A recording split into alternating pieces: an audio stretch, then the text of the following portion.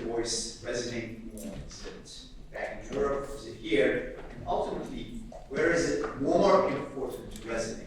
I'm sitting in New York City running a US media company.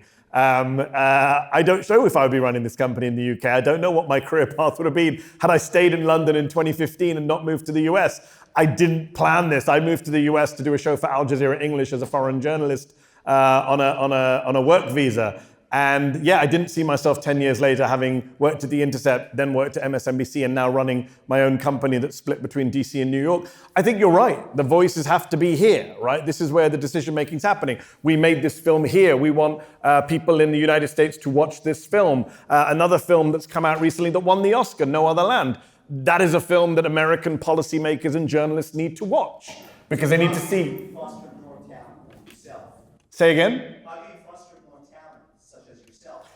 The only way we can foster more talent, I firmly believe this, is by sticking together, those of us who actually agree on this issue. You know, one problem we have in progressive media spaces, progressive political spaces, is, you may have heard this phrase before, the left is a circular firing squad. We're also busy fighting each other that the fascists and the genociders are winning.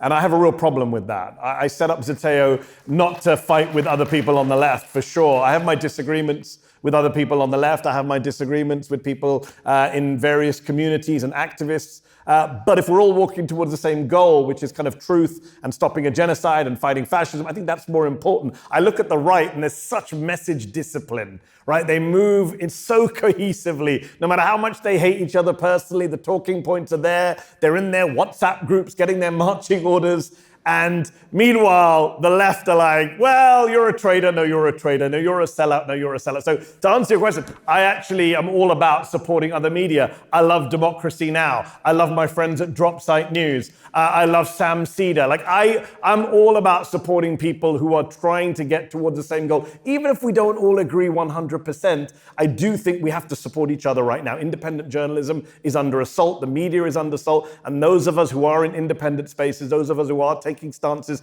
that are unpopular, we gotta stick together, right? That for me is absolutely key.